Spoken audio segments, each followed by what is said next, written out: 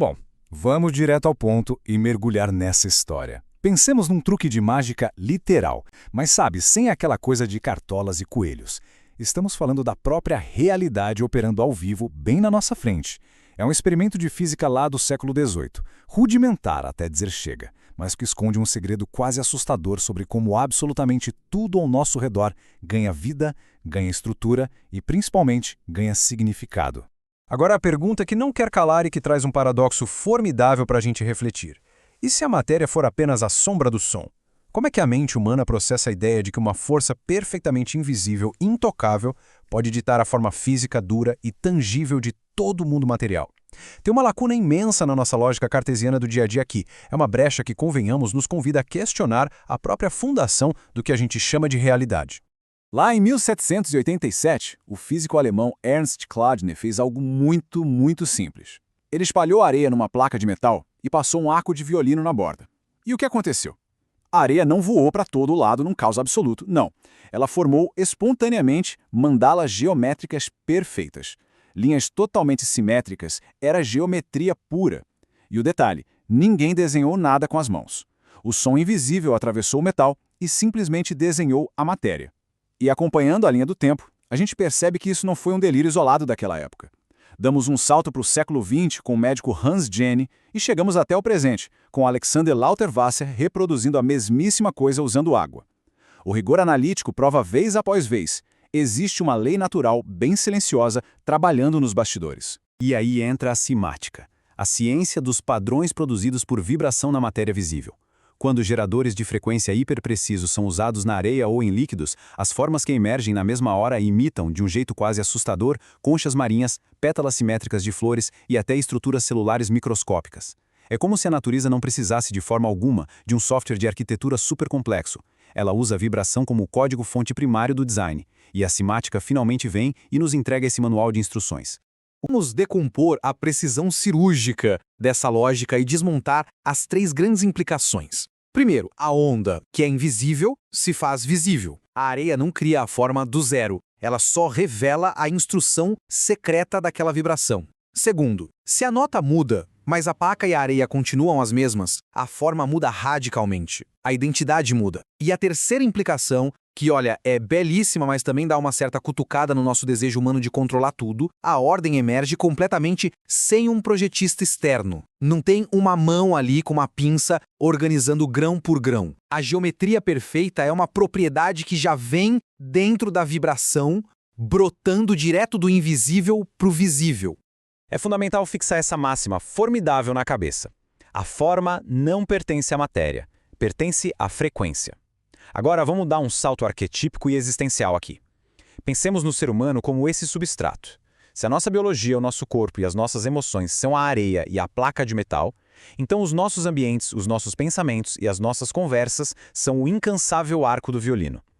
É a frequência do mundo, seja a aspereza de um ambiente tóxico ou a harmonia de um pensamento profundo, que está o tempo todo reorganizando a nossa geometria interna.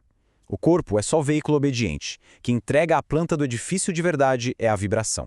E aqui mora uma das ironias mais saborosas, porém cruéis e exaustivas da nossa condição. Nós gastamos uma energia colossal, dia após dia, tentando mover pedregulhos de areia um por um, na força do braço, para tentar consertar as dores e os incômodos da vida. São tentativas desesqueradas de alterar a matéria dura, sem mexer na causa real. Afinal, o problema sempre esteve no arco do violino, que nunca parou de tocar a mesma nota destrutiva lá no fundo. Pois é, a dinâmica nunca é uma via de mão única. O nosso organismo não é só um receptor mudo que fica ali parado. Nós somos simultaneamente a placa que ressoa e o arco que toca um instrumento. Então fica a pergunta, que serve como um espelho bem afiado. Qual padrão está emergindo ao nosso redor? Porque observar um ambiente ao redor é literalmente observar a areia que circunda quem está emitindo o som. Quando uma presença entra numa sala, as pessoas se fecham em tensão e defesa ou acontece uma abertura natural, uma colaboração criativa. O padrão geométrico do comportamento coletivo não mente de jeito nenhum. Ele é a denúncia exata e na lata da frequência que está sendo emitida de dentro para fora naquele instante.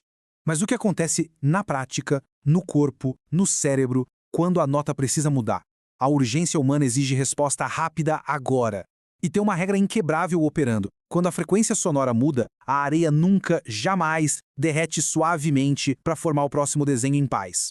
Ela entra em colapso. O padrão antigo precisa se dissolver por inteiro. Rola uma verdadeira detonação estrutural, uma desordem violenta, exatamente o que os sábios alquimistas chamavam de nigredo, a escuridão da dissolução. Esse caos é totalmente obrigatório. A geometria antiga tem que morrer para valer, para que a poeira tenha liberdade para dançar no ar e aí sim formar a nova simetria. E compreender isso, nossa, isso traz um alívio colossal para a mente e para o sistema nervoso.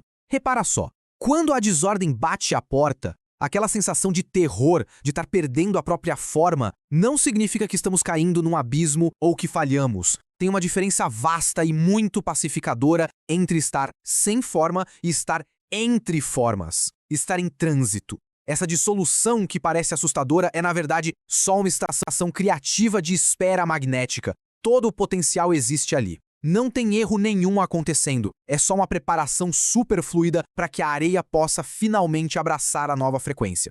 O que inevitavelmente nos traz a um ponto de quebra de perspectiva maravilhoso.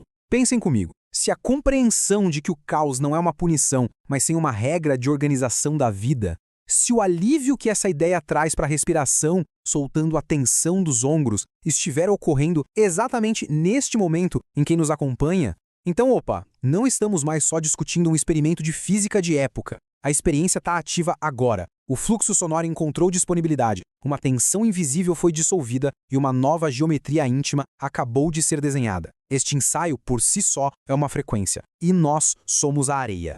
E a grande síntese filosófica existencialista que fica vibrando no ar, trazendo esse frescor otimista, é simplesmente essa. O caos entre duas formas não é falha do sistema.